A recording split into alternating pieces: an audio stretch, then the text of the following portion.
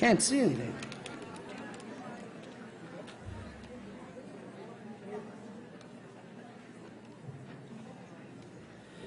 So it looks like everybody's here.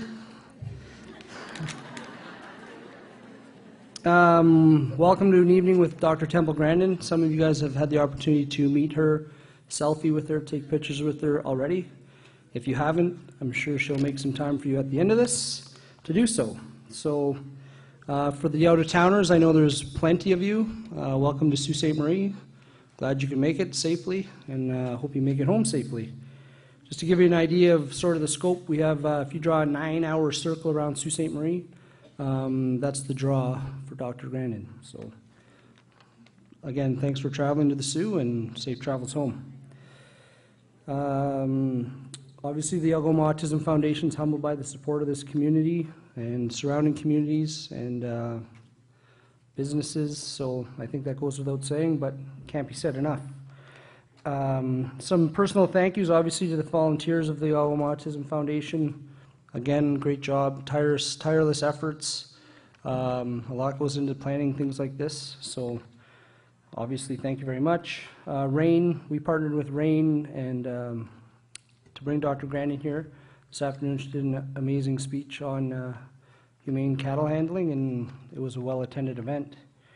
Quattro Hotel and Conference Center, without them we wouldn't have a venue. So Tim Horton supplied all the coffee and whatnot in the back. Stork and Bundle was one of our sponsors for community sales, actually selling tickets on the ground. I did not see a rep from Stork and Bundle, but thank you, Stork and Bundle. Community Living Algoma, I think there's an army of Community Living Algoma people here. We appreciate your support not only for Temple Grandin, but the continued support for what we're doing around the community. And the convenience of a central location makes it very helpful for us. Metro helped us out with all the baking, so thank you to Metro.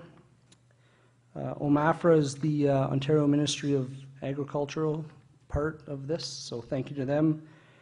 And also the Cattlemen's Association as well. There was a huge partnership to make this all come together, and without every part of the collaboration, it may not have happened. So why am I standing up here? Obviously, I'm standing up here to introduce Dr. Grandin. She's an inspiration to myself and probably many of you in this room, and if she's not now, I suspect in an hour and a half she will be.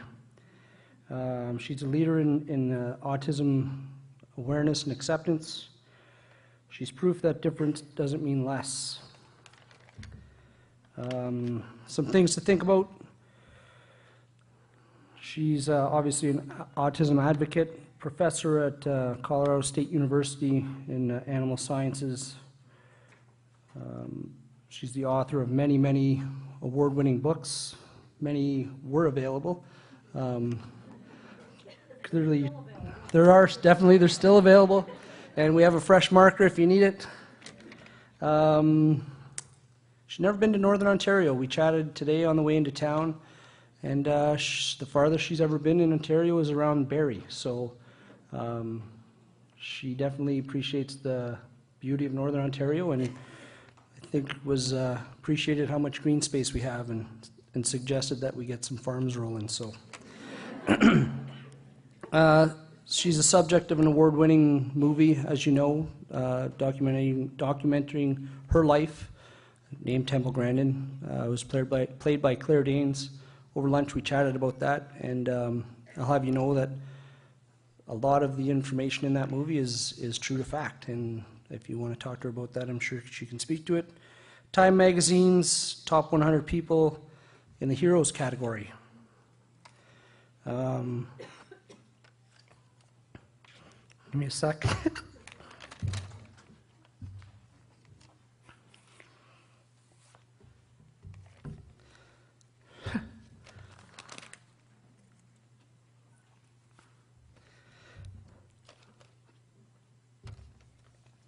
She is the biggest champion for the autism community in the world, and she's here for you.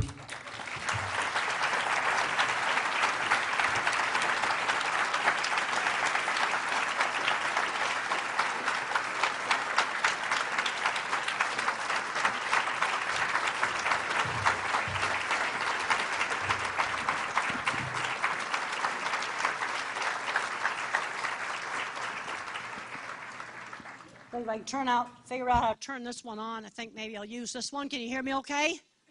Okay, good. Glad of that. Now they got to get my slides up. Okay, good. They're there. That is good. I think we need to start thinking about what exactly the autism spectrum is. It's a very, very big spectrum. And at one end of the spectrum, you might have Einstein, who had no language till age 3, or Mozart. And at the other end of the spectrum, somebody that maybe can't talk and may have problems with daily living skills. It's since they've changed the diagnostic guidelines, they've made the spectrum really big. Now, one of the most important things, if you got a 3-year-old that's not talking, is you got to start early intervention. I was very lucky to get into a good speech therapy program when I was 2.5 years old. Used a lot of behavioral principles. You know, there's a lot of talk about getting 20 or 30 hours a week of one-to-one teaching with a teacher. Well, in the 50s, you had sit-down meals 3 times a day for half an hour. That was also part of my therapy, where I had to be engaged. Lots of time was spent playing turn-taking games. Got to teach these kids how to take turns, along with structured nursery school kinds of activities. The thing we got to really do is we got to control the electronics. That needs to be limited to an hour a day. And when I was a little kid, we got one of the first TVs in the neighborhood. I was 5 when we got TV, so up till age 5, there was no electronics. That was 1 hour a day. Someone might say to me, well, can I use the iPad if I'm doing some interactive activity with an adult? Yes, but it has to be with a person. Don't want them just zoning out on electronics. That's what you don't want. You've got to keep the brains connected with the world. That is just essential. And a good teacher kind of knows just how much to stretch a kid. You got to push these kids some. Now, diagnosis is not precise. It's not like diagnosing tuberculosis. Tuberculosis, you've either got it or you don't. It is a behavioral profile. Now, I've been out to Silicon Valley. I've been to a lot of those big companies. And I've run into lots of programmers that I know are on the spectrum. And they avoid the labels. Don't get hung up on the labels. What's important is if you got a 3-year-old that's not talking, you better start working on them. And you work really hard on them. Some of them you can kind of pull out of it. Others you may not. This is where it's so variable. A good teacher knows just how much to push a kid. Some kids you can kind of go and jerk their front door open. My speech teacher would grab me by the chin to get me to pay attention. Another kid, if you do that, you will drive them into sensory overload. So how do you know what kind of kid you got? All right, do the Walmart test, and you do have a Walmart here. Take them into Walmart, and if every trip to Walmart, especially when it's busy, is a screaming fit, then you probably have very severe sensory problems. And then I just heard about a little autistic kid today that loves Walmart. So you probably have relatively mild sensory problems. And the kids with the more severe sensory problems, you've got to be careful not to drive them into sensory overload. See, this is, again, something that is extremely variable. Now, in the 50s, they used a method called teachable moments. In the 50s, it was just called, 50s upbringing. When I made a mistake, like using my finger to eat mashed potatoes, instead of saying no, my mother would give the instruction, use the fork. Calmly give the instruction. And during a meal, you might have 4 or 5 of these teachable moments where you just tell the kid what they should be doing rather than just screaming no. They ought to get over here where I can see my slides here. You got to stretch them just outside their comfort zone. Don't throw them in the deep end of the pool. But if you don't stretch them, they don't develop. There's a tendency sometimes to overprotect these kids. I'm seeing too many fully verbal kids who have not learned things like shopping, shaking hands, saying please and thank you, just basic skills. And no sudden surprises. Now, if a kid's going to be going to a new school, it'd be a really good idea to visit the school before you go. Or if you can't visit the school, to at least look at the website. So it's not such a surprise. And when I was 15, I had the opportunity to go to my aunt's ranch. And I was afraid to go. So mother gave me a choice. I could go for a week and come back, or I could decide to stay all summer. Not going was not going to be an option. If I hadn't gone to my aunt's ranch, I wouldn't have gotten involved in the cattle industry. Talked to another mom, and her kid was afraid to go to a sleepaway camp. And he went, and he really, really liked it. You know, again, they've got to get out and do things. Always give your kid a chance to use language. You always give them a chance to use language. You know, but you're going to have to wait for them to respond. Find situations where they have to use their words. Now provide choices of stretching activities. Okay, maybe on an older child, they could do Boy Scouts, or they could do woodworking, but have some kind of a choice. Now, when I had a temper tantrum, Mother didn't scream at me and say, I'm going to take TV away. She'd put me in my room, she'd let me scream it out, and after I had stopped screaming, she'd say, well, you know the rule. There will be no television tonight. That was the rule. And if there was a temper tantrum at school, Mrs. Deach, the teacher, would call home and tell Mother that I had had a temper tantrum at school. Discipline between home and school was the same. Now, how can you tell if a kid's got some problems with sensory issues? Well, if he's covering up his ears, then he's going to have problems with sensory issues. And I'm tired tonight. I really will save the pictures for the book table because I'm finding that flash really distracting. And these kinds of problems get worse when I get tired, and it breaks my train of thought. Now, oftentimes, a loud sound is better tolerated if the child initiates the sound. Okay, or maybe can control how much time he's going to spend in that Walmart, where he's got some control of the sound. Like some kids will scream when they see a microphone because they're afraid it might do that screeching sound. So you'd give them the mic, let him walk up to the speaker, it goes, and then he can back off. Where the child can control it, that oftentimes makes it easier to tolerate a sound. Now you go in and you do a hearing test, you're going to find the ability to hear faint sounds. That is going to be normal. But the thing that's not normal is auditory detail. That's the ability to hear hard sounds like consonants. Like if I said dog, maybe the kid only heard og. So slow down, enunciate those consonants. Slow down when you talk to these kids. When the grown-ups got to talking really fast, it went into gibberish. Some individuals may have hearing cutting in and out like a bad mobile phone conversation. And then you've got some kids that become echolalic. Yak out the whole movie script, but they don't know what it means. There's basically 3 different ways that language can get messed up in the brain. Auditory processing. They do not hear the auditory detail. I had trouble with getting speech out. That was expressive. Then you have the kid where all kinds of speech comes out, but they don't know what it means. And you've got to teach them what it means. If he says apple, then give him an apple. Another problem in sensory things, in brains that have problems, is attention shifting slowness. It takes longer to shift back and forth between 2 different things. This is why it's so important to give the kid time to respond, you know, when you're trying to get him to use his language. This shows very clearly attention shifting problems. Okay, you've got a person with autism watching a movie, and the person's been equipped with eye tracking software. Now look at how many times the yellow line, the normal one, looks back and forth between the eyes. Well, the autistic's looking at the mouth because he doesn't hear very well, so he's trying to lip read. But the thing I want to really show you on this slide is the slow attention shifting.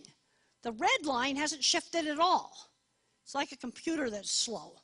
It takes time to shift attention. Give the kid time to respond. When I was 5 years old and I was in kindergarten, I got very frustrated because there was a little workbook thing I had, and I had to mark down all the pictures that began with B as in beautiful. And I marked the suitcase down as B as in bag, because in our house there were bags. And the teacher didn't give me time to explain that we called them bags. And that was very frustrating for me. Now, sensory issues can be very, very variable. I have no visual problems. But there's some individuals where images will break up, sort of like a bad TV pixelating, because in the back of your head, you got circuits for shape, color, motion, and texture. They got to work together to make a graphics file. And something is wrong with those circuits. Can you imagine if your visual system worked like this? That'd be rather bad. Now, you have an individual that remains nonverbal. Oftentimes, seeing and hearing is a jumble. Seeing is usually the first sense to get messed up. And they'll touch and smell things because touch and smell still work. That's why they're touching and smelling things. Now, the one sign that's a lot of problems with the visual system is they'll often do a lot of eye stims. They may tilt their head, look out the corner of their eye. Often the kid hates escalators because he can't tell how to get on and off the escalator. The eye exam may be more or less normal because the problem is in the back of the head. Let's say you have a kid, maybe in 3rd or 4th grade, still doesn't know how to read. You want to make sure he doesn't have a visual processing problem. Now, I want to make it very clear, this does not explain all dyslexia, but there's a subtype of dyslexia where the print jiggles on the page. And there's some very, very easy things you can do to correct this problem. So ask the kid, do you see the print jiggle on the page? Now, if you have old-fashioned fluorescent lights, or even some of the new LED lights are still pretty bad, you can have flicker. So you either got to get that desk over by the window, or you use an old-fashioned incandescent lamp. Now, I know those are getting obsolete, but they still make the decorative ones. You can still get those. Try putting the homework on different colored papers. Gray, tan, light blue, light green, lavender, all the different pale pastel papers. And you got to let the kid pick the color. Sometimes colored glasses work, often pinks, lavenders, and light tans. Again, the person has to pick out the color. I've seen students where, a $16 pair of glasses at Walmart made their reading better. I want to emphasize this doesn't work on everybody, but you're talking about something very simple. Colored glasses, colored paper. Be silly not to try it. Now, we get into the whole thing about evidence-based. Now, I've lived in the practical world too long, and if something's really cheap, colored paper's cheap, it's not dangerous, and it's not time-consuming to try it, you might as well try it. That's the way I look at it. Now, individuals that have very severe sensory problems, it takes extreme effort to block out extraneous noise. Like when you put that flash on, that distracts my attention. The dog was doing quite a lot of barking and stuff like that. It distracts me. And when I get tired, that gets worse. I just have mild problems where it's a nuisance. But there's other people where they have to really expend great effort to block out distractions. Often they're going to need a lot of breaks. Some people are mono-channel. They've either got to look at something or hear something. They're not able to do both. And individuals that have a lot of visual problems often learn best auditory. Now, this is an interesting study. You can get this paper online. It's called Environmental Enrichment is an Effective Treatment for Autism. Okay, 3 key words. You won't find this paper unless you can put these 3 key words into Google. Autism, environmental enrichment. Maybe you better write that down. And in this method, which is a refereed, scientific, proper study, you stimulate 2 senses at the same time. They used 8 different aromatherapies. So maybe you smell vanilla and you touch carpet.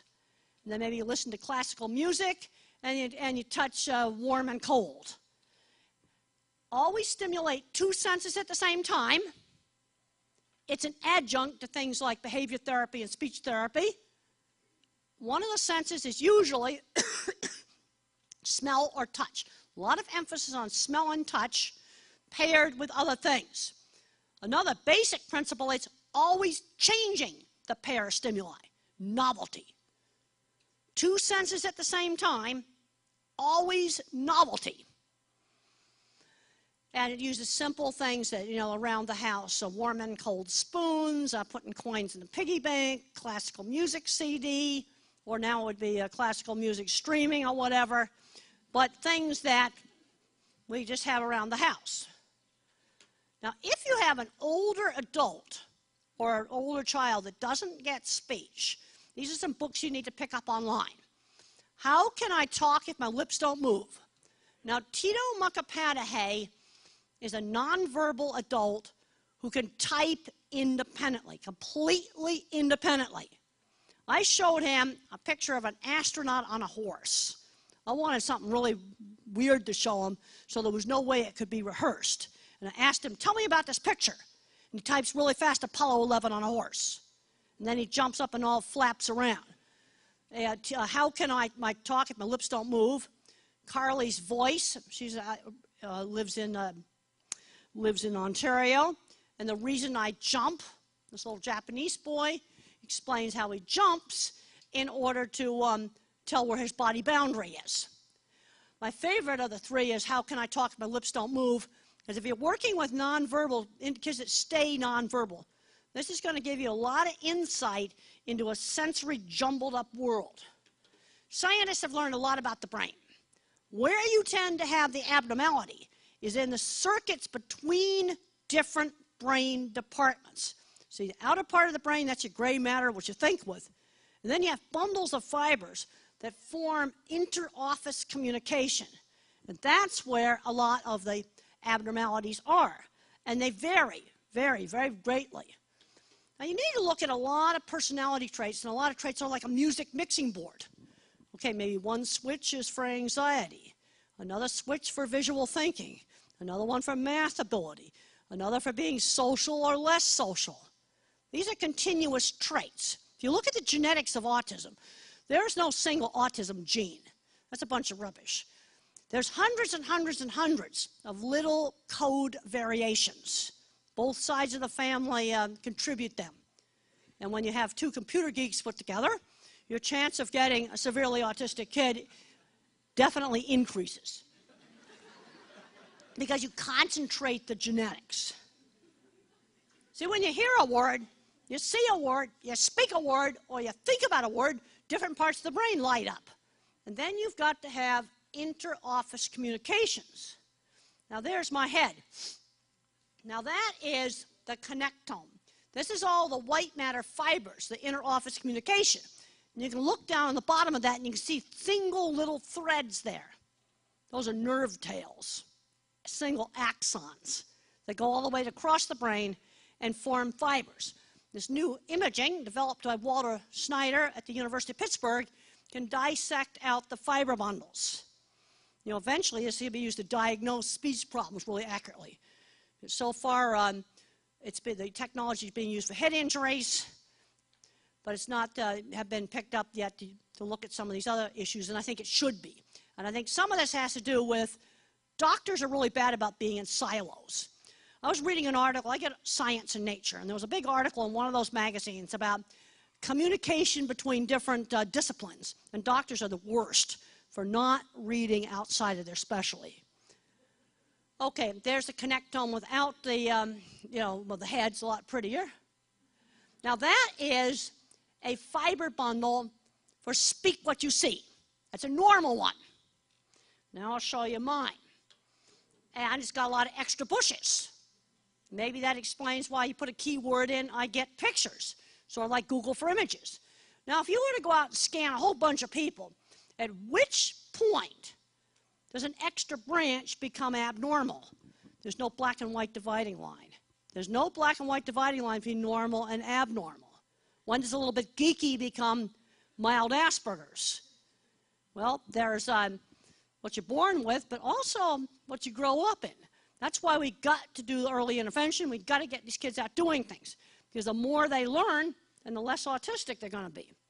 Now I paid a price for those extra bushes. If you count the fibers for speak what you see, I have less fibers, less bandwidth.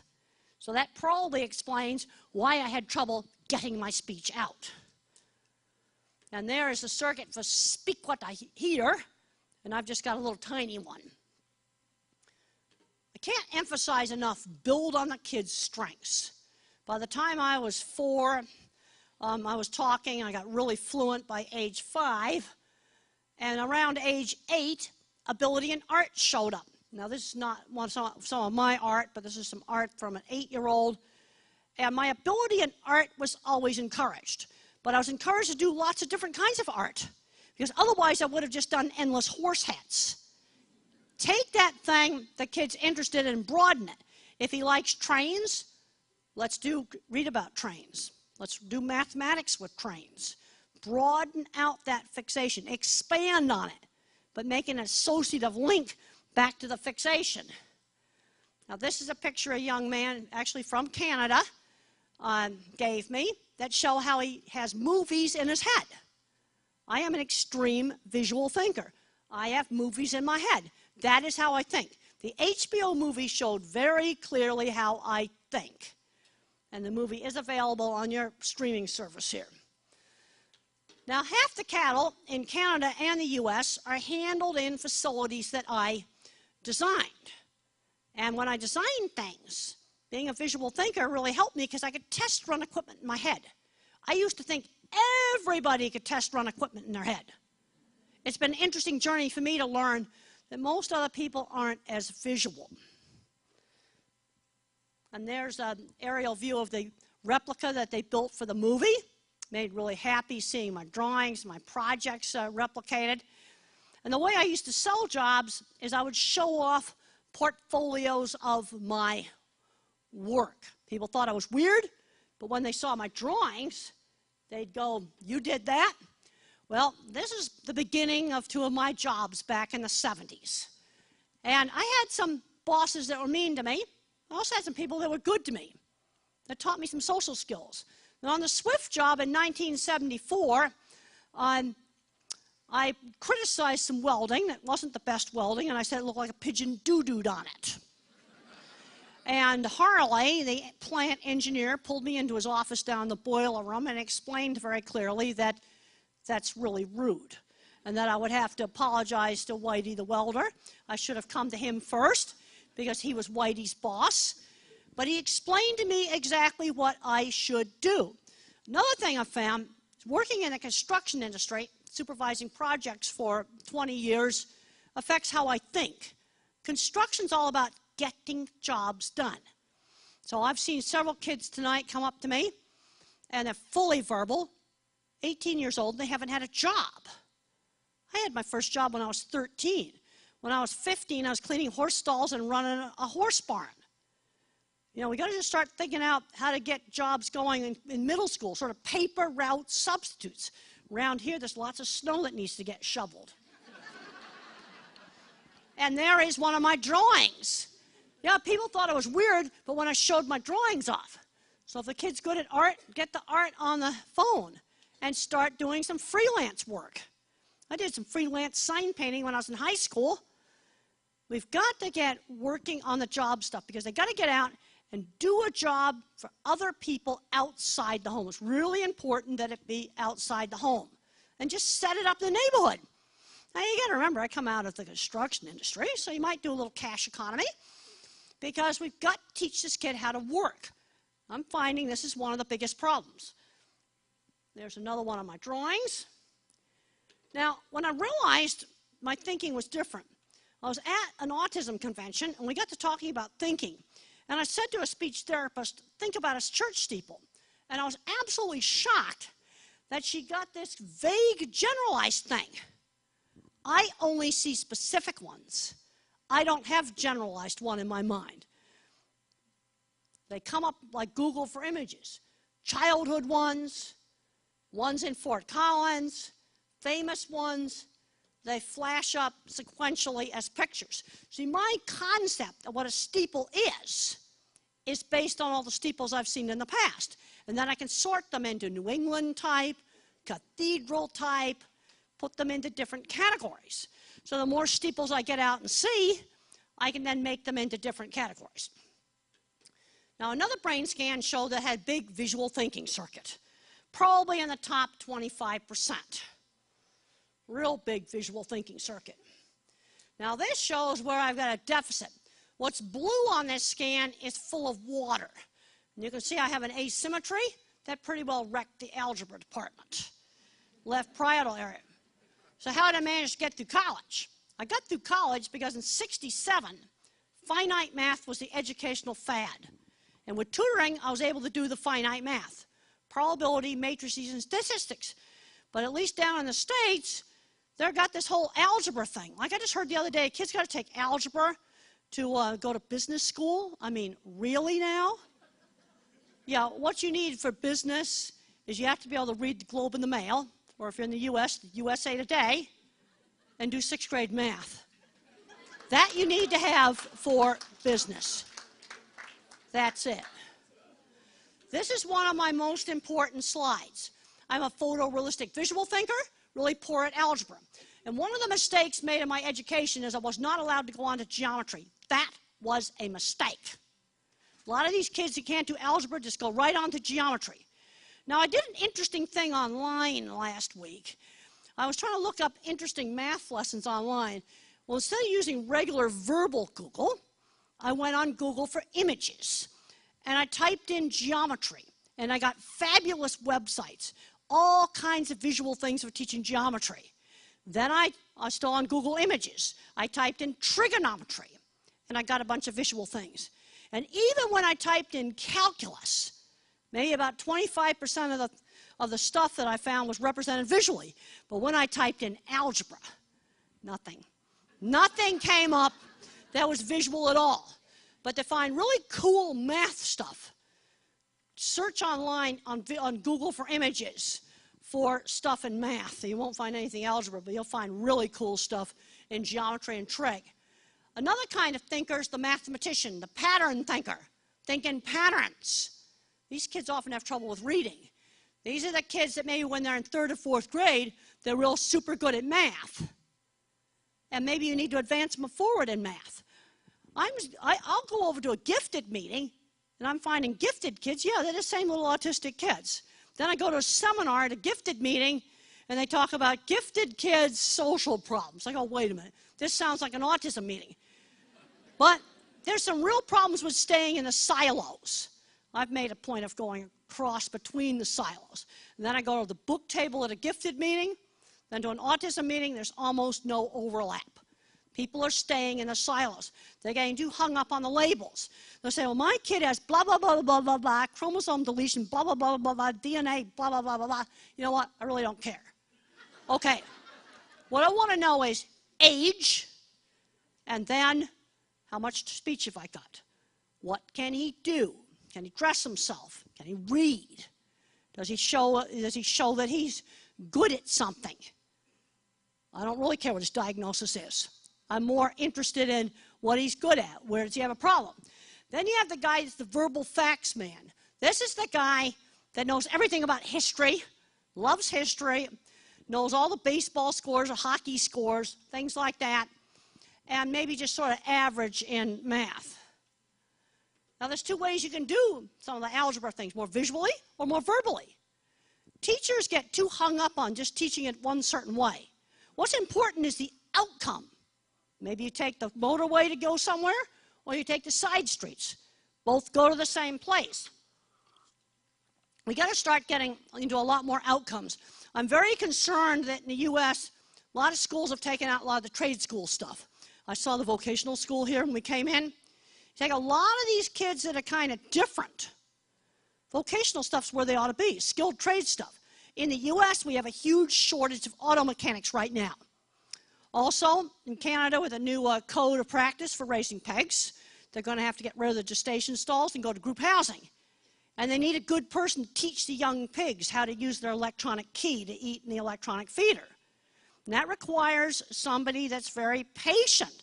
That was discussed last week at the Banff Pork Conference. I go, oh boy, pig whisperer, perfect job. Sometimes for somebody that's kind of different. I'm always looking for good jobs. I want to give you a glimpse into the mind of the mathematician. This praying mantis is made out of a single sheet of folded paper. And what you see in the background is the folding pattern. That's definitely not my mind, but that's the pattern thinking mind. And there are some nice little origami stars made by some kids. And there I am working on carpentry. I loved hands-on things. Now, of course, in the 50s, girls were taught sewing. I loved sewing. embroidery in 3rd grade. Hands-on things and arts and crafts and things like that just, made life interesting for me. Also, hands-on things teach practical problem-solving skills. Now, we need to be getting a lot more hands-on things into the schools. Then you go out to Silicon Valley, and they've got all their kids in Montessori schools. They introduce programming when they're about 7 and apprentice them into, Google and other companies like that. Do they care about algebra? No. What they care about is, can you code? That's what they care about. Can you do the work? Silicon Valley is a no barrier of entry industry. You give them the right portfolio, you are in. So how do you get in? There's all kinds of internet tools today. I was really happy to find out that book, The Martian, and the movie, The Martian, that started out as a computer programmer's blog. Then it was put on a 99-cent Amazon Kindle, and then it took off. What did that cost? It's free. Get online and use this magic word called forum. Programming forum, art forum, history forum. Just put that magic word forum in, and you can find all kinds of things online. There's a lot of garbage online. There's also a lot of really wonderful stuff. So how did I learn really abstract stuff? Because when I was 4, I went to summer camp, and one of the things I had to learn at the summer camps, I had to learn Lord's Prayer. Now, I learned it, but I didn't know what it meant. So when we got to the power and the glory, what's that all about? Well, this is a rainbow with an electric tower at the base of the rainbow. That's the power and the glory. All right. This is a super important slide. All my thinking uses specific examples to learn concepts. I don't normally read PowerPoint slides, but I think this one needs to be read. It's bottom up, not top down. All concepts are learned with specific examples put into categories.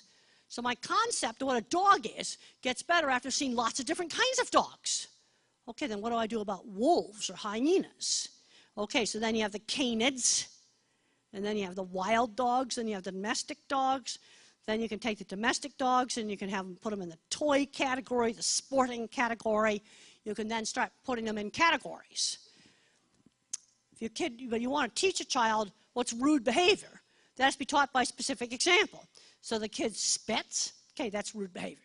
So he stirs his drink with his finger, that's kind of rude. You say a bad word, that is rude. See, again, that's specific examples.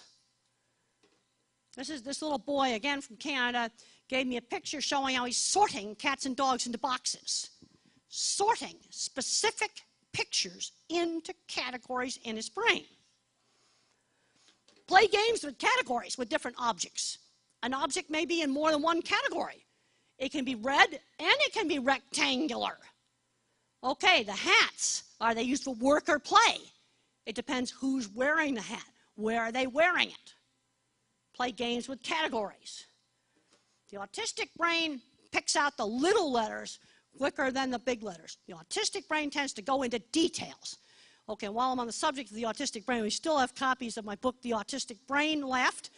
And in that book, I've got the scientific evidence for the different kinds of minds. The visual thinker, the pattern thinker, and the word thinker.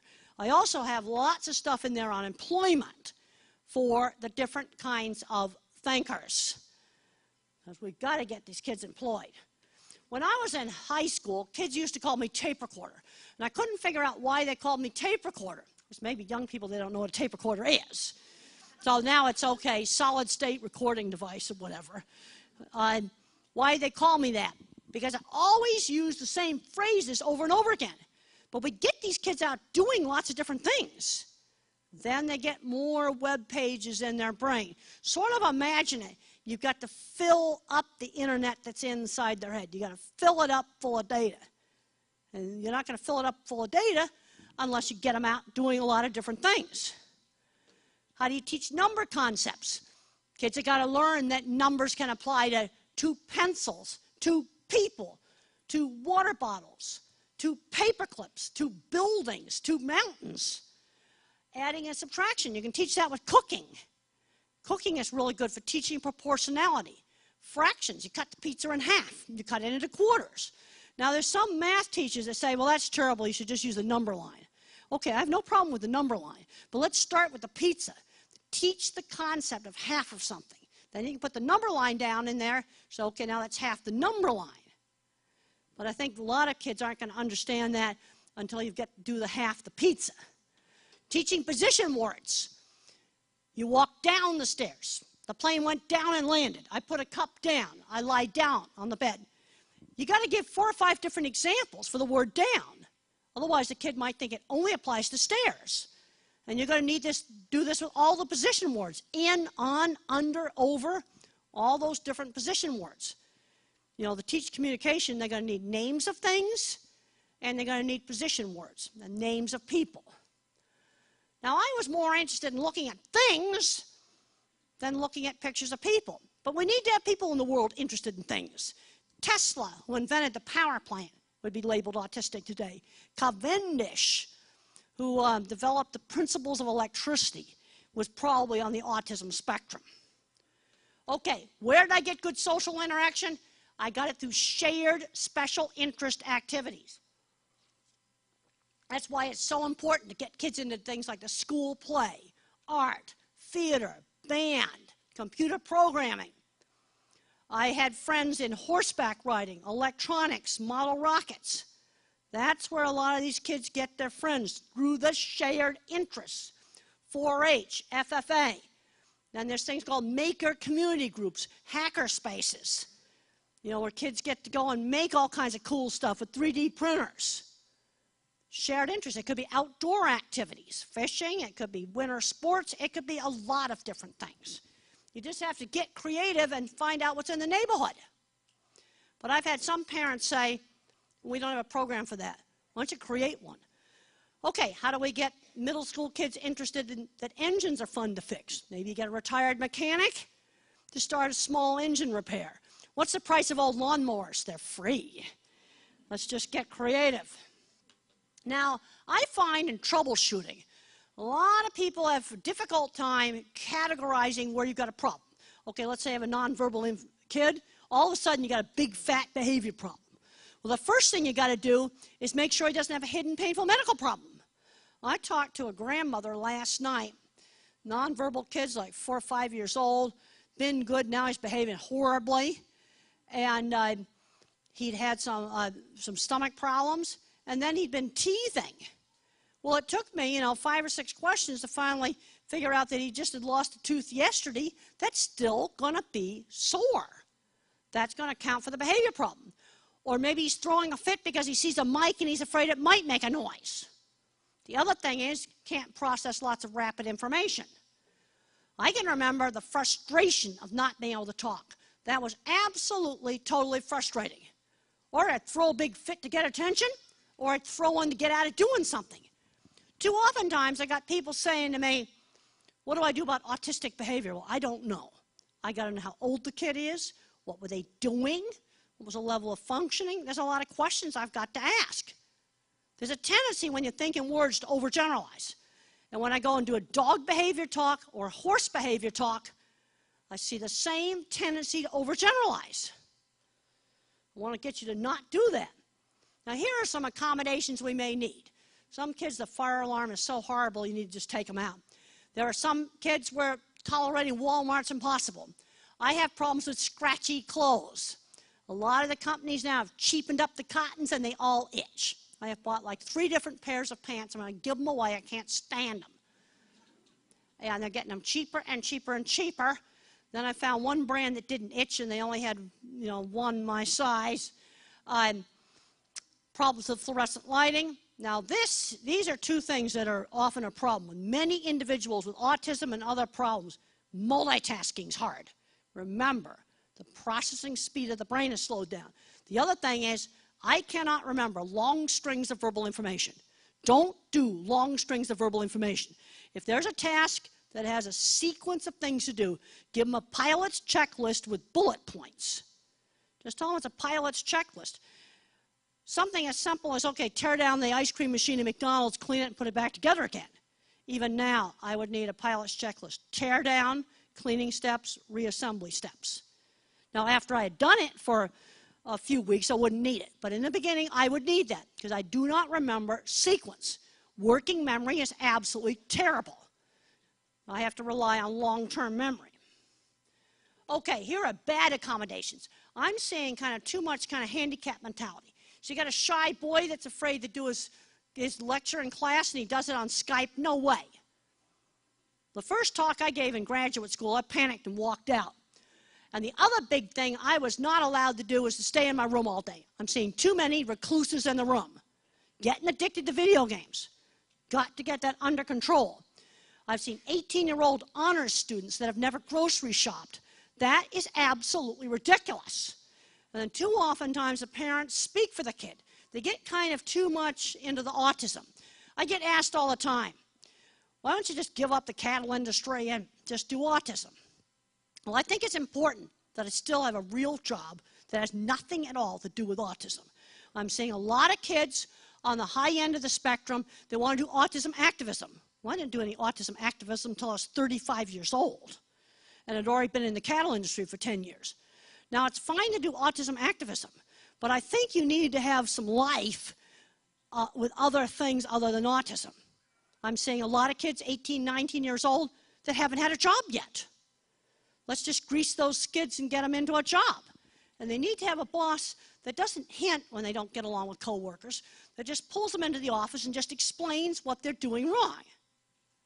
You know, like, okay, you sent an email around the entire office with a gigantic attachment on the Star Trek convention. That probably wasn't the best thing to do. But then on the other hand, there was a teacher who started a Star Trek club in her school because she knew the one autistic kid liked Star Trek and Star Wars, and then he got friends through that. That was a really, really good thing to do. Here's where a 50s upbringing taught me many important skills. Turn-taking. Board games, had to sit through church because sometimes I got to do something the rest of the family wants to do. Being on time, pound it in. I have college counselors now telling me that 70% of the Asperger type of kids on the spectrum have time management issues. That was not a problem for me. That was pounded in. Dinner was at 6 o'clock. I'd come in like 1 minute before, but I was on time. Doing some family activities I hated, but the rest of the family wanted to do them. Another thing, party hostess at my mother's parties. Had to shake hands with all the guests, take their coats, saying please and thank you. And then I already talked about the teachable moments on social mistakes. But I'm seeing too many kids getting too babied. I ran into an 11-year-old boy, fully verbal. Mom was still taking him in the ladies' room. I'm going, really? So we were having dinner, having lunch at a restaurant. And I told this kid what the rules were for guys. Women talk to each other. Guys don't talk. Use the facility furthest away from the other guy. Mind your own business. Look at the wall. Wash your hands and get out of there. And then at the end of the meal, I just said, Guy, it's time to use the boys' room, and he went up and he did it. Mom just sat there. I wasn't going to, and he did it. Okay, this is a perfectly nice restaurant. Nothing bad was going to happen. You've got to just get them to do it. Okay, this is bad behavior that wasn't tolerated when I was a kid.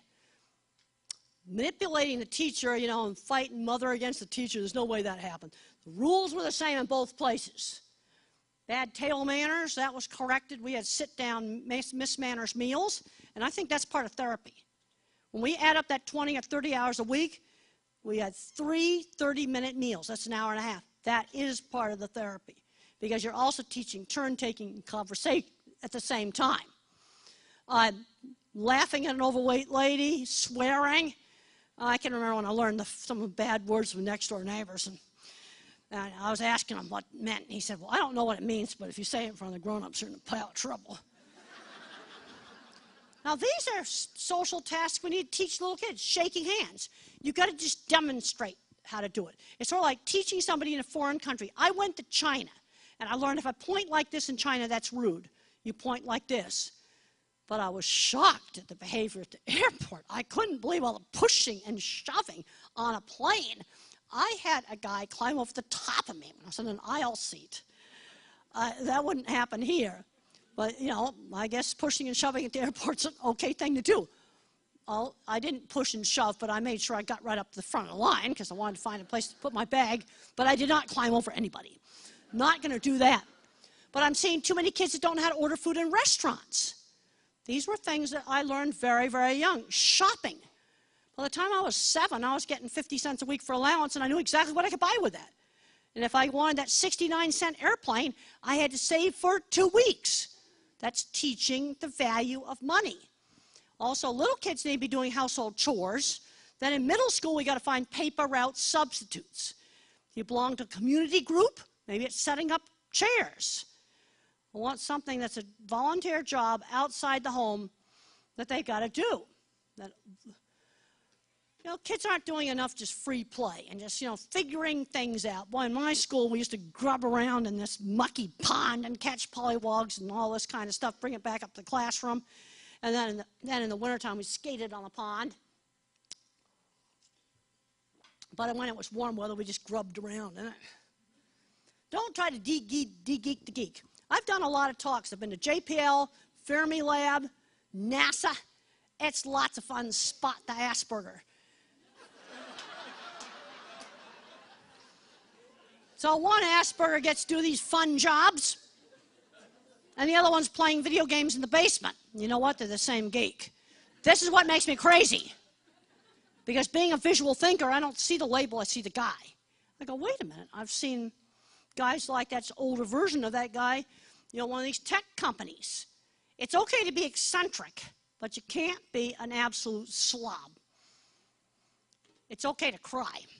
When I was in 9th grade, I threw a book at a girl and I got kicked out of school for that. So I ended up going to boarding school where I cleaned a lot of horse stalls, I did a lot of carpentry work, very little studying.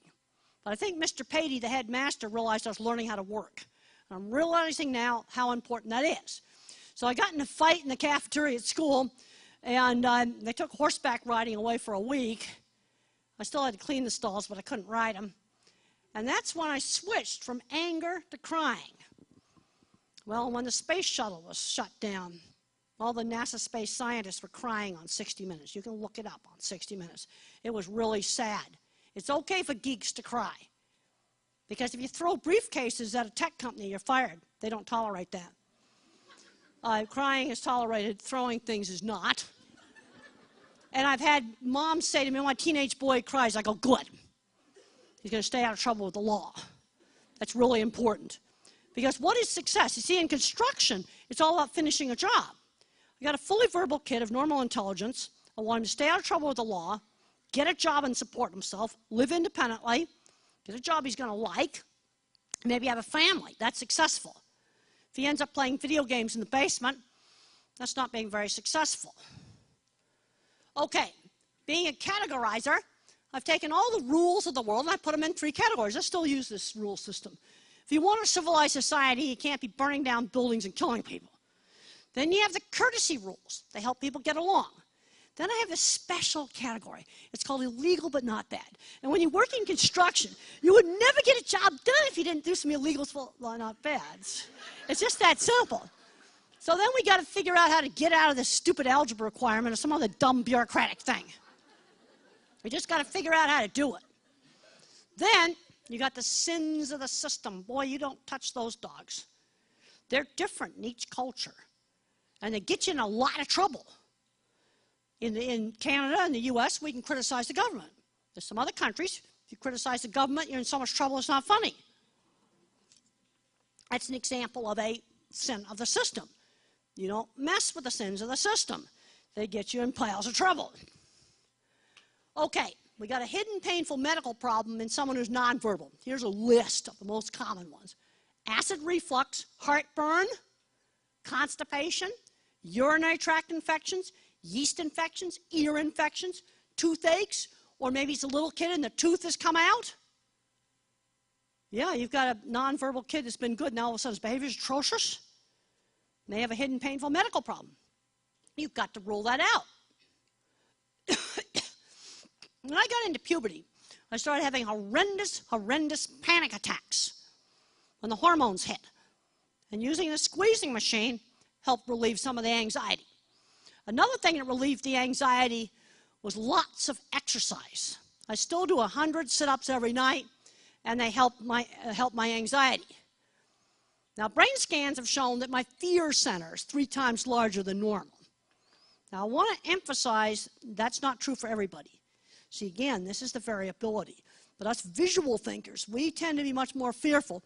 I've worked with other visual thinking designers that I don't think were on the spectrum, and a little bit of Prozac calms them down. Low doses of antidepressants have helped my anxiety. And I write about this in my book, Thinking in Pictures. There's still a few of those left over there. And describe all of my experiences with anxiety. Now, the trick is, when you use an antidepressant for anxiety, you got to use much lower doses than for depression. I just talked with a lady tonight that did a low dose of Prozac, and it made her have agitation and insomnia. It needs to cut that dose even more. And cut those Prozacs in half. Probably would have worked.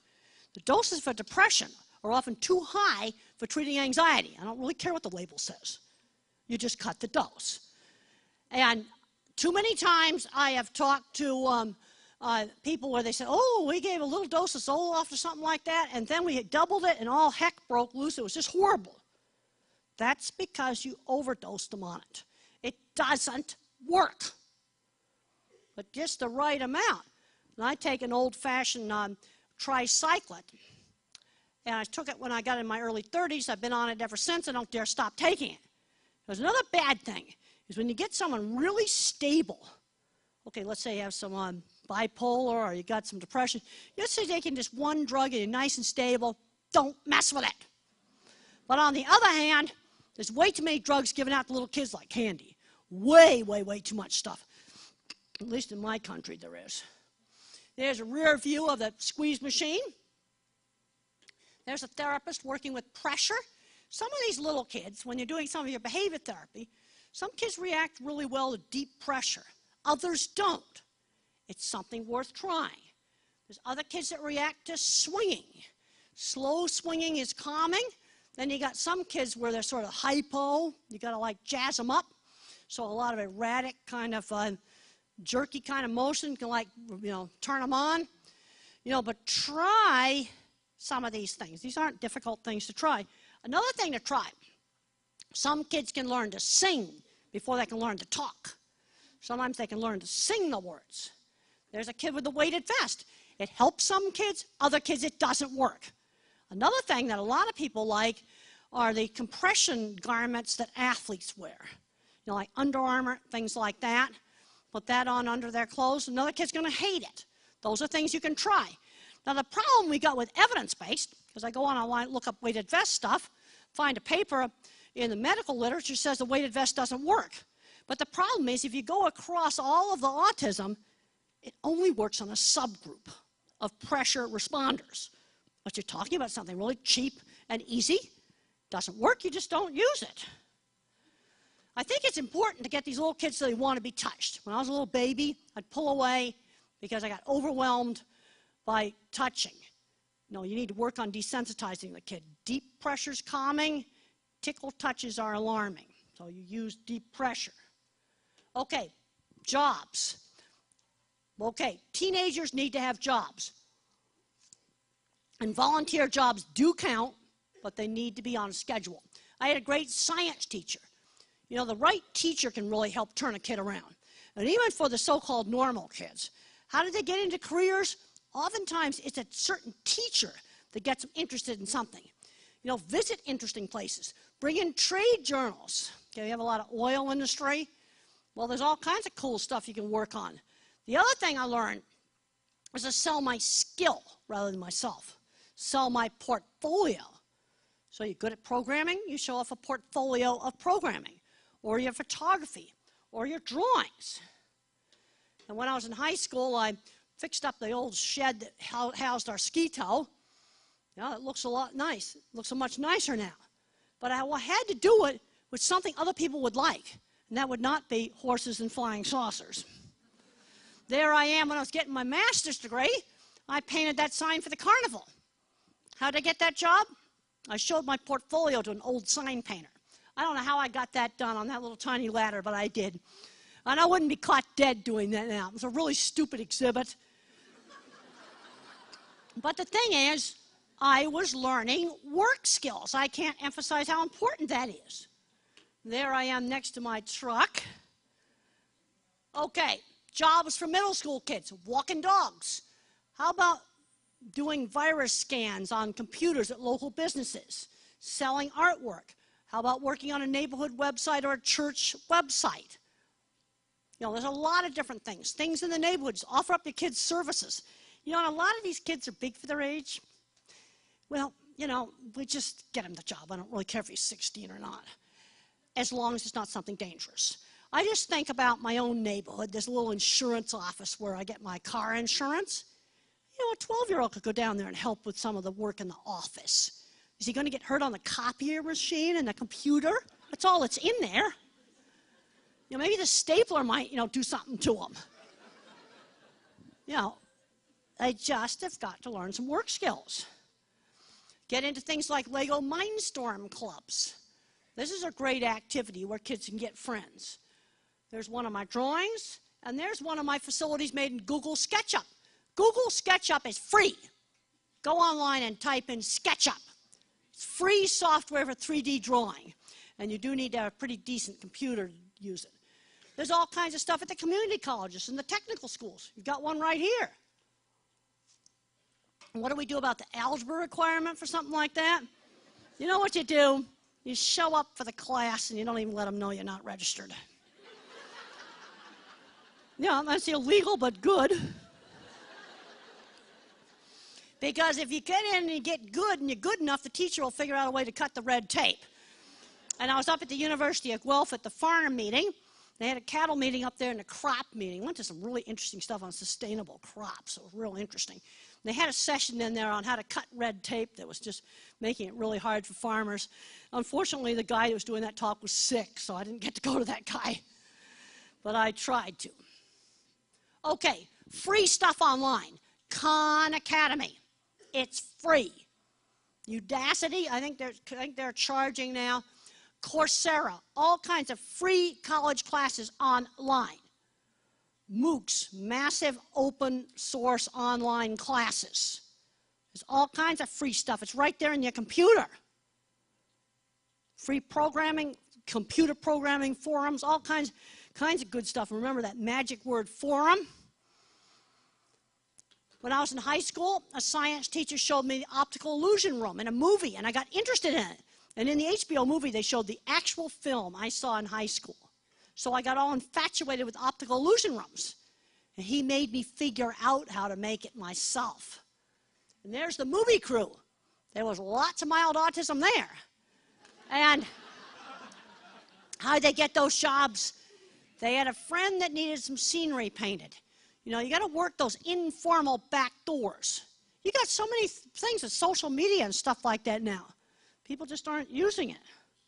There's the plant where I started. Front door didn't work, but there's the shirt I was wearing when I met the wife of their insurance agent. And I hand embroidered that shirt. This one I didn't. A computer in China did this. And when I went to Thailand, they made me a silk tie shirt, and I wanted the same kind of design. Yeah, they found the pirate on a line somewhere and put the same design on it.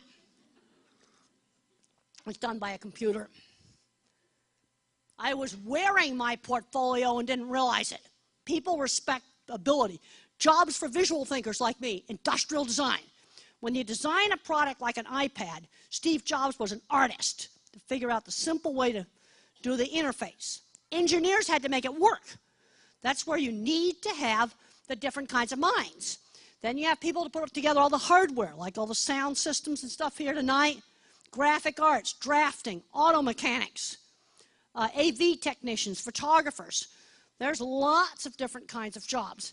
When I went to the Emmys and the Golden Globes, I was really interested in how they took a really boring Hilton and they made it really cool with all of this stuff. They weren't allowed to make one hole in the wall or on the floor. Well, somebody had to make all those decorations that don't make holes in the floor. How about the pattern thinkers?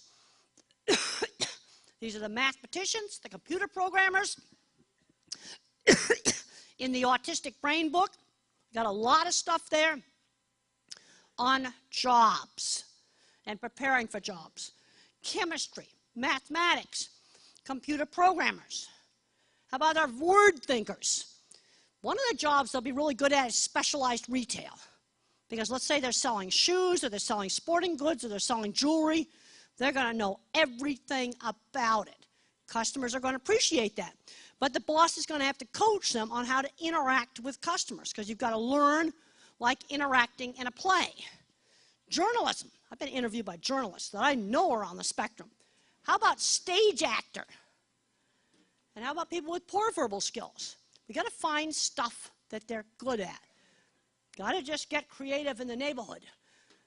Now, my mother, one thing she's emphasized in her talks, takes a village to raise a child. We got to just figure out stuff in the neighborhood. We can do for jobs, we can do for activities. There's going to be a lot of retirees. Well, that retired auto mechanic's going to get pretty bored. You might think it's fun to teach kids about mechanics in his garage. You know, simple things like that. But the problem we've got with autism is then you've got the kids that remain extremely severe. And that's very stressful for the family, because the family is not able to do normal activities with that kid. This is the problem with autism. It's so variable, and it's all got the same name. It doesn't really make much sense. You know, mother likes to get moms together, talk about stuff. When you evaluate treatments, you got to look at risk versus benefit. Giving powerful drugs out to little kids is not a very good risk versus benefit. Then you have cost versus benefit. Now, some advantages here. You have a lot more services paid for than we do. But we've got a large amount of really poor people in the U.S. down south that have no services at all. So in some way, you're going to have to go to your church and get some grandmothers to volunteer to work with a kid. And there's a lot of people out there selling a lot of stuff that's really expensive. And if something's expensive, dangerous, or super time-consuming, I got to have a lot more evidence-based. Colored paper, yeah, I'm going to just go out and try it. Okay, you're going to try a medication or a supplement? Try one thing at a time. Don't try a drug at the same time you change schools. How do you know it worked? A medication should have an obvious beneficial effect, like, wow. Doesn't have some wow, then maybe you shouldn't be taking it. If you're on a cocktail of junk, you're going to have to wean it off slowly. Be careful switching brands of generics. This applies to every drug you take for any reason. They are not exactly the same. And don't expect a drug to give you 100% control, because it won't. You get 90%, be happy. These are some good books on medications that you can pick up online. Parent's Guide to the Medical World of Autism is written by an old pediatrician who's really wise. The Violently Aggressive Child book mainly discusses the use of blood pressure pills to control kind of hot and sweaty kind of explosive rage. And that's a lot safer than some of the other drugs. Okay, special diets work for some people. Don't work for everybody. There are some people that benefit from like gluten-free, casein-free. B6 and magnesium helps some people. Exercise, it helps everybody. I do 100 sit-ups every night. Some kids find a weighted blanket helpful.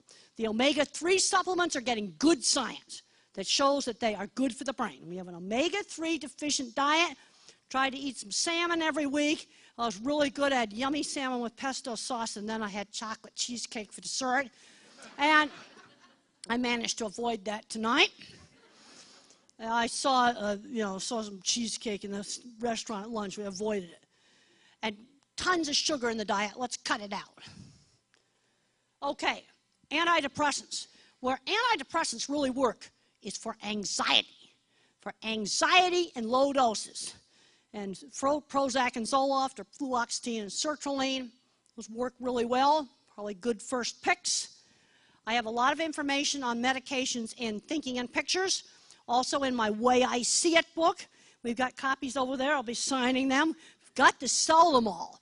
Because to get the books, we had to ship them to a UPS place in the U.S., take them across the border with $500 worth of customs fees. And we can't send them back. So I want to definitely get our books sold tonight. We were really lucky to get them.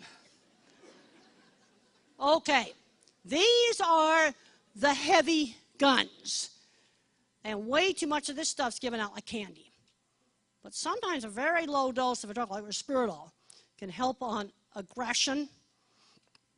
But you use a really low dose because these drugs can make you fat, give you diabetes, and have really bad side effects. So you always want to use the lowest dose that works. The low dose principle. Oftentimes this is lower than the label dose. Yeah, I know. I know on animal drugs at least they say, well, you got to give it at the label dose. Doctors are free to change that for people. But sometimes the label dose is too high and it's a mess when you do the label dose. You got to lower it. Cut it in half or something. Okay, here are the blood pressure meds. Now, these often work really well on the hot and sweaty, kind of hot and sweaty. You get all hot and sweaty when they throw a fit. Okay, epilepsy drugs. I just talked to a family today where their kid got up to about age 4 and then had a big regression, having a lot of staring spells. What may be happening is little teeny epilepsies are scrambling the brain. That's where an epilepsy drug might work. I've also written about that in Thinking in Pictures, even though it's old now. That stuff is still accurate. Do you know in the last 20 years that not anything really that new has come along? There's been really no new breakthroughs. You just got to learn how to use the old stuff. Okay, ADHD drugs like stimulants. There's genetic crossover between mild autism and ADHD. They get misdiagnosed all the time. Stimulants, love them or hate them, 1 or 2 pills. Usually they make nonverbal autism worse. Look up all your drug interactions. People take way too much stuff. Man, there's older people that are taking like 15 different things, and they're all interacting and doing really bad things. Maybe you don't need to be taking so many medications. Got to look up all the interactions between all the stuff that you're taking. Now, here's some of my family genetics. On my mother's side, my grandfather was an MIT-trained engineer, the co-inventor of the autopilot for airplanes. Anxiety and depression on both sides, visual thinking on mother's side. My sister and brother and all of them got a lot of visual thinking skills, food allergies on the father's side, intellectual giftedness and creativity. A little bit of that goes along with autism. You see, a little bit of the autistic trait is an advantage. Too much is definitely not an advantage. Okay, this is a book about famous scientists and musicians that probably were on the autism spectrum. Also, got my Different Not Less book over there, which is 14 old Aspergers, all employed, low-level to high-level jobs, that got diagnosed later in life because their relationships were a mess. And that is where the diagnosis is helpful, on understanding the relationships. Now, on the job side, I'm seeing too many kids held back.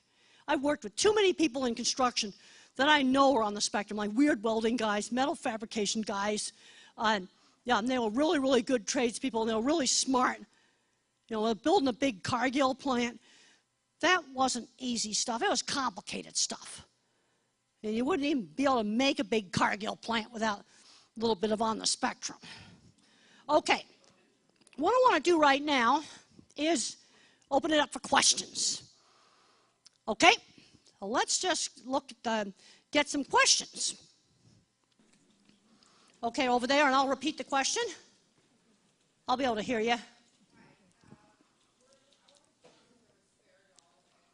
We're Spiritol.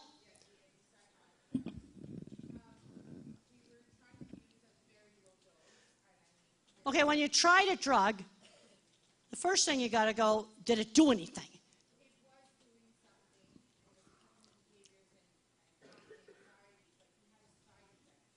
Yeah, that's one of the problems. You see, the atypical antipsychotics are really bad on side effects, things like diabetes and getting horribly fat. Okay, if his mouth is opening and closing, he's got what's called tardive dyskinesia. That is an abnormal movement disorder. Yeah, you get that, you got to get off of it, because if you don't, that side effect can be permanent. Well, the first thing, okay, now, one thing I want to try to get you to do is to think really, logically about medications. Okay, let's just start out how we troubleshoot. And I'm going to use the engineering way to do it because I take more of the engineering thing. Okay, how old is this kid? He's 7. Okay, what? Nonverbal or verbal? Nonverbal. Okay. All right. Now, the next step is what was he doing that made you think this drug might work? I'm just trying to get you to think about it logically. Very, very aggressive. Okay, now we got to look at what brings on the aggression. Was it sound sensitivity? Because actually in my country, that drug risperidol is approved for irritability associated with autism. That's the one thing it's actually approved for by the FDA in the US. And sometimes a little bit of risperidol works. Now, how long was he on it before he got the tardive dyskinesia? 7 days and he got that? Yeah, because it's more common to get the tardive dyskinesia like after a year on it. Well, then you got to get off of it. Oh yeah, you got to. If you get that kind of side effect, you got to get off of it. And it was a super low dose. Yeah, that's fairly low. Well, and you can't obviously use that. Let's look at some other things for the aggression. Exercise. What's happening on the exercise front? Okay, because exercise can help. The other thing that can help is omega-3 supplements. And they take a while to work. They've got to get incorporated into the brain. Also, some are helped by B6 and magnesium supplements. That sometimes helps. And then there's some are helped by special diets. Now, the other thing you've got to rule out is medically uncomfortable or painful conditions. Constipation, yeast infections, urinary tract infections, earaches, toothaches. He's 7. Are any teeth coming in?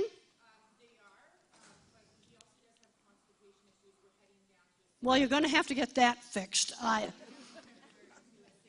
See, I think before you go and haul out the heavy psychiatric meds, let's clean up the medical problems. And one of the problems we got is doctors have a tendency to get in their silo and go, oh, well, he has autism, that's why his behavior is so horrible. But if he's constipated, that might make his behavior just horrible. Yeah, you need to go see that, because acid reflux. I went to a seminar that was presented in Canada, and there was a Dr. Bluey, and he showed a video of kids stretching like this, nonverbal kids. And when they do this, it's because this hurts right here. You see that behavior, you've got acid reflux. Get it treated before you get erosion of the esophagus, because that's going to make the behavior horrible if he's got that. But you see, you've got to, let's just start looking at a sensible way to troubleshoot stuff. Are we getting enough exercise? And if the kid has been good, and now all of a sudden he's horrible, there's a good chance it's a painful medical problem. Now, puberty can also trigger bad behavior. He's not going to be going to puberty at 7. That's why I've got to know what his age is. Also, another thing on the epilepsy drugs, if you have rages that seem to come out of the blue, nothing triggers it. It's out of the blue. Totally out of the blue. Like maybe he's just sitting out there listening to the music player, bam! Try an epilepsy drug. Because it may be a seizure. And the problem is, diagnosing these little tiny baby seizures is hard. Yeah, you're going to have to do a sleeping EEG with no sedatives. Have fun. So you might as well try an epilepsy drug. Now, if the epilepsy drug works, you've got to do blood tests for liver enzymes. And you have to do them. Well, you got to make sure, but risperidol is not as bad on messing up the liver as epilepsy drugs. Epilepsy drugs, you got to do it. But sometimes, when you have the rage that comes out of the blue, it's like a psychomotor seizure. Then the stuff that works is an epilepsy drug. And Dr. Joe Hudgens, he's now retired, doctor, would take all the difficult cases in Canada. And on some of these difficult cases, he did a little bit of risperidol, but okay, you can't take that. But the other drug he'd use was Depakote, old-fashioned epilepsy drug. You know, you try it, you'll know right away if it's going to work. But you've got to clear up the other problems, like constipation. You've got to get that stuff fixed. Okay, right there. My grandson's going to be 3 soon, and he was diagnosed with autism, and he had speech and totally lost it. He had speech and totally lost it. What are you doing for therapy right now? He goes to rehab once a month, and behaves like crazy. How much, he's 3 years old, how much in a week does he get a one-to-one intense interaction with a teacher or a He therapist? doesn't, because he does not like the building to begin with. So they teach my daughter, and she teaches him. Or she's teaching him, but then maybe get some volunteers to come in. Yeah. Are you getting any progress?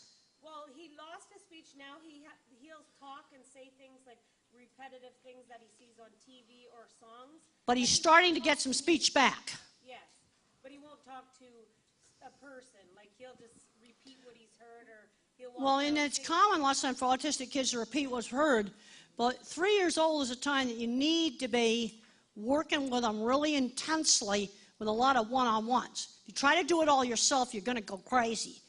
Get some volunteers to come in and help work with them. Because you got to try, because if you just let them sit and rock all day, then they don't develop. On the other hand, a little bit of stimming can help calm them down. I was allowed to have 1 hour after lunch to revert back to autism. Spinning things, spitting, doing all kinds of awful things. And then the rest of the time I had to be tuned into the world. And then when I got older, that time I had after lunch became the time to make things rather than just do autistic behavior. He gets really, he has this, I probably should change the position, but there's a corner in my house where there's a shelf and it has all different cereals and stuff, and he goes there and points at it and screams every 5 seconds. You could give him something out of it, but he'll just keep screaming. So he keeps screaming Because he can't communicate. because he can't communicate. It's very, very frustrating. I can remember the frustration of not being able to communicate. Well, you see, then there's some things you better give him a way to communicate, like maybe use picture exchange system. You know, try using that so he's got a way to communicate. You know, he's got to communicate. So you've got to figure out, is he behaving badly because he's in pain, or is he behaving badly because he's frustrated because he can't communicate? That's where you've got to be kind of a good detective. That's why I don't want to think about the top-down autism. Okay, what exactly is his problem? Because a lot of these early intervention things for very young kids are the same, regardless of how much chromosome deletion he has or some other thing. You still work with a lot of these things the same way. And on speech, obviously, of course, you have to make sure that there isn't something wrong with his mouth or with his throat. I had one family I talked to, and after talking to him 15 minutes, I found out the kid's tongue was like twice as long as normal. Well, maybe that might have something to do with speech. See, you've got to, you've got to rule out some kind of something totally abnormal like that. Okay, right here.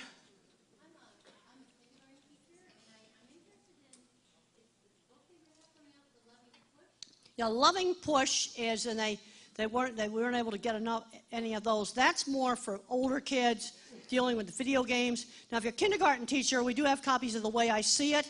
It's a whole lot of little short chapters, and that's a really good book for teachers and parents working with younger kids. Okay, right over there, right here.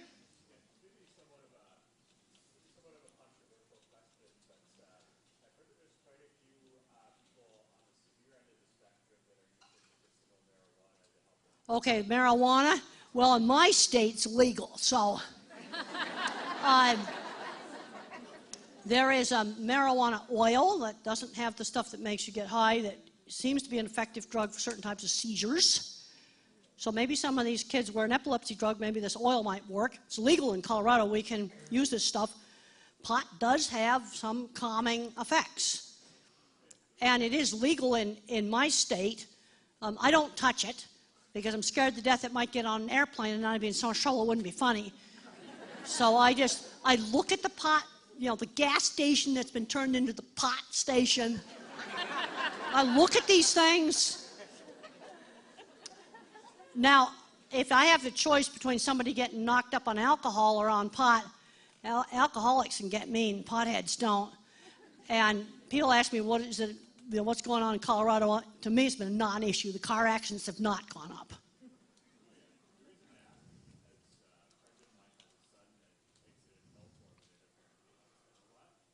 Well, the thing with marijuana is there's some evidence that in young brains it's probably not a good idea. There's been some problems with IQ points going down. See, there's a lot of things where it's okay when the brain's mature. Now, this oil that's made from marijuana, that doesn't have the stuff that you get high on in it. But if a kid has got nonstop seizures, see, a lot of the epilepsy drugs are not very good for your IQ either. You know, there's some of them that aren't exactly good on the intelligence side of things. Oh, Topomax, yeah, some people say it makes you stupid. Okay, back there. Hi, my son is 11. He's 11. Okay, I've got to repeat some of these things so people can hear it. He's 11. He's high functioning, very, very high. Fully verbal. Fully verbal, gifted. He's going to. Okay, gifted. Okay. We're having some extreme, like, egocentric issues with him. What kind of issues? Like he's very egocentric. What do you mean by egocentric? What do you mean by that? He believes he's smarter than his teachers, smarter than his parents. Well, some of these things get into the rude category if he thinks he's smarter than everybody else. And we're not really sure how to handle. Now, what's he doing? Is he telling his teacher she's stupid? Pretty much, yeah. Well, all right, that's not okay. And That's not okay. He needs to be told that's not okay. But then on the other hand, maybe he needs much more challenging work. That's where He may need much more challenging work. I'm not suggesting putting him in high school, but you get high school books and bring him back to that classroom. Is he tend to be a math kid or more a visual thinker? What's he? No, he's actually all. And they are advancing him. Well, they need to advance him because there's a lot of kids that turn into behavior problems because they're bored, absolutely stiff. And he needs to be given much more difficult work. It turns into sort of somewhat meltdown and anger issues. Well, they get into anger issues because they're bored. Right. And you are going to have to give them things to stimulate them. I was talking to one parent that had a kid that needed harder math work, and they were using Common Core workbook. He hated that. So that's when I started looking for geometry lessons, and I got the brainstorm of looking them up on Google Images rather than on Google, and I was finding fabulous websites. You know, just if he likes math things, like geometry, just look it up on Google Images and let him pick the websites. Now, since it is open internet, that needs to be supervised. Right. But there's absolutely fabulous stuff. I couldn't believe the wonderful stuff I could find on math and geometry when I used the images function to find it. So no consequences for behavior? Well, there needs to be some consequences for being rude to the teacher. Should it just be like what you're talking about making him understand that the behavior's not appropriate? Well, he needs to be explained to him the behavior is not acceptable and there'd be some consequences. If I said something really rude to the teacher, there'd be no TV that night. Well, we've had teachers say that they don't believe that we should be taking things away from him, and we believe you should lose. Well, sometimes, you see, it depends upon the situation. Throwing hissy fit in class, for me, the rule was no television for one night. If I threw a tantrum, didn't matter home or school, that was the rule. But then on the other hand, I don't want this kid bored stiff in class, Right. and we need to be getting harder work for him to do. He is. And maybe he needs to be introduced to computer programming. And those lessons are free online on Khan Academy. I wrote that down. You can look that up. Great. Thank you. Okay? Right there. I have a 3-year-old grandson. 3 years old, okay. Is he talking yet? No. Not talking. Okay, what are you doing in therapy? In September, we started him in daycare. He had about 10 words. Now he has about 50. So he's getting some words gradually. That's good. Here in Sault Ste. Marie, the wait list for everything is You know what you're going to have to do? Well, there's a wait list for everything. You got to start working with this kid. Get some volunteers working with him now. I'm trying to understand what kind of resources or what kind of activities we should be using at home. Turn-taking games. Teaching them manners. I got lots of stuff in my way. I see it book. They got a few copies over there. You got to work with this kid, and work on getting him to request things. Yeah, he's starting to request. Teach him words. You know what? It's not rocket science.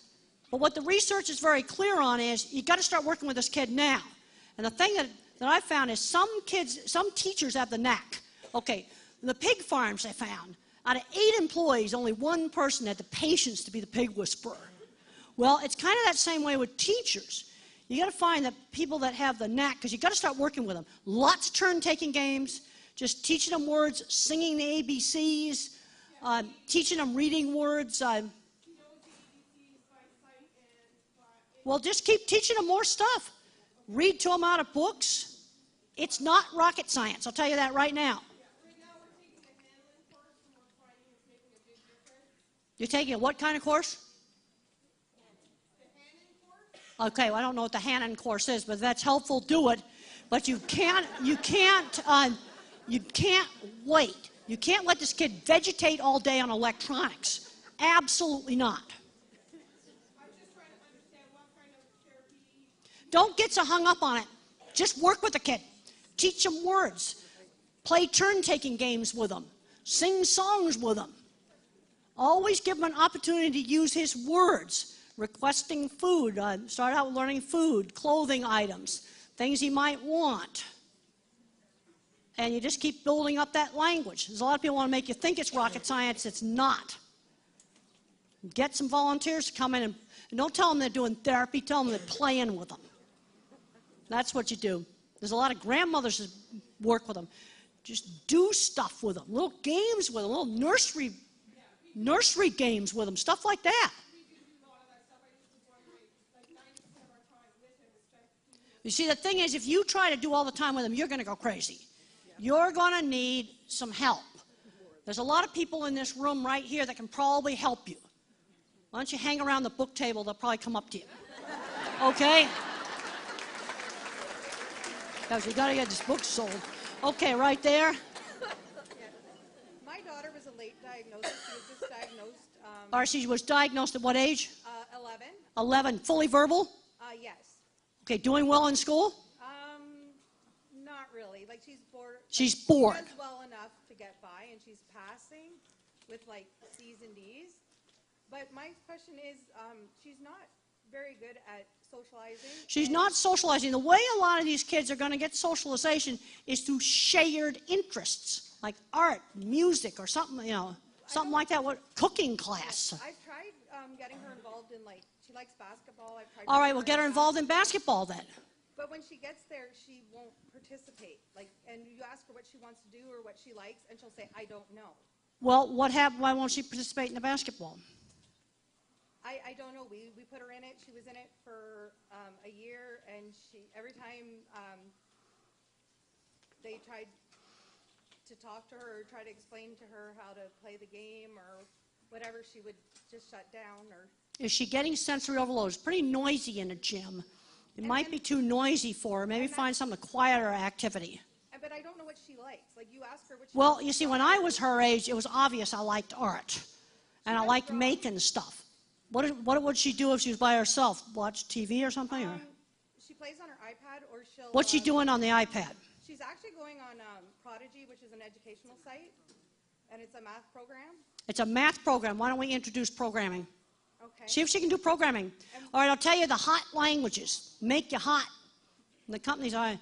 It's C++, Charlie++, Ruby, Python, and JavaScript. Java like coffee, Ruby like the jewel, Python like the snake, and Charlie++, C++. Okay. See if the programming bug bites. Okay. And then maybe get her in a computer club. Would be a good thing to do because I want to get her doing things with other people. Yeah, and that's the thing. I've tried, and she just doesn't. The basketball, there may be a sensory problem with that. Gyms are really noisy. Okay, let's take 2 more questions, and then we'll go over the book table. Okay, back there. Okay. Okay. What is something that your teachers did growing up that helped you the most? Or helped me the most? Yes. Okay, let's just go through. First of all, by 2.5, I was in really good intervention. I went to a speech therapy nursery school that had about 3 hours a week of one-on-one, sort of behavioral speech therapy, and structured nursery school activities 3 mornings a week. I had a nanny, 3 sit-down structured meals every day, and then in the afternoon we do a board game or turn-taking activity with my sister. Maybe an outdoor activity like making a snowman where we had to take turns. That really helped me. Then when I was elementary school, some very good elementary school teachers. When I got into high school, it was my science teacher. Of course, my mother had a really good sense of just how much to push me. And when I got out in the cattle industry, there were some good people in the cattle industry that saw my abilities, and they helped me. But you always have got to kind of, there's no single magic turning point. When a kid is 3 and nonverbal, I can give you a stock canned answer on what to do. But once they get older, I'm going to have to customize it a whole lot. Little kids, if you got a 3-year-old that's not talking, the worst thing you can do is nothing. You got to get 20 or 30 hours a week of structured activities. And that includes sit-down Miss Manners meals. That's going to be about 10 of those hours. Because that was an important thing. Learning, please and thank you, turn-taking games. Okay, right there. Oh, the immune system and autism, the immune system's messed up. There's no question about that. Okay, one more question.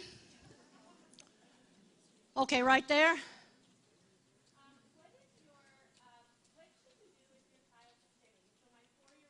He's stimming.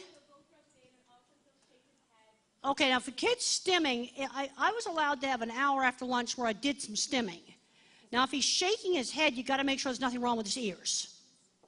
You need to check that out. Okay, there's no fluid in the ear or anything like that, because that'll make them shake their head. But he does the stimming when he's excited. That is common. And kids will sometimes do stimming to calm down. And sometimes a little bit of stimming, sometimes okay to let them do it. I was taught that I couldn't do stimming at the dinner table in school, but there were some places when I was by myself I could do a little bit of stimming. But you can't let them do it all day, because if they do it all day, they won't develop. How often is he doing it? Well, if you would add up the time that he did it, and it's 15 minutes out of the whole day, I'm not going to worry about it. If he's doing it for 6 hours a day, I'm going to be real worried about it. If he's doing it, and he gets excited, the other thing you've got to look at, are you on an improvement trajectory? If you're on an improvement, gradually improving, then you're doing things right. And as long as he's gradually improving, and it's a small amount of total time, is he fully verbal? No. He's not fully verbal. But he's starting to get words. Yeah, we're very hopeful that and he's how old now? He's 4. He's still very, very young. And I hope he's getting lots of, behavioral kind of speech therapy stuff too. And there's a lot of situations where maybe only get 1 hour a week of therapy. Well, then use that professional teacher as a coach to teach other people how to do it. Because I definitely believe in professional guidance. And 1 hour a week is plenty for professional guidance. So you wouldn't recommend stopping him then? Well, if he's yelling in the middle of the store, I want to teach him that he needs to wait, and there's some places where we just don't do it, like in the middle of Walmart. Then you've got kids where they're getting sensory overloaded. When they get sensory overloaded, they will start doing some stimming. Okay, well, I think we're going to end there, and I want to thank everybody for coming.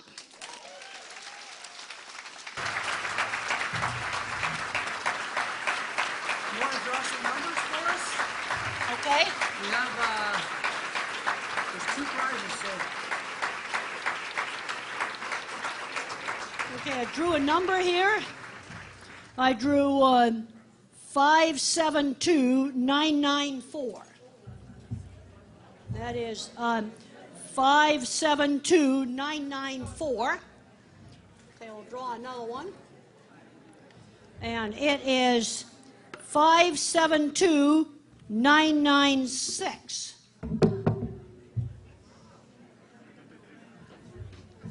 Well, again, it's 572996. Okay. So the pastry shop donated a little package here, and the foundation has Temple's movie here. So whoever is the winner, she can sign that for you by the table. Which one did you have?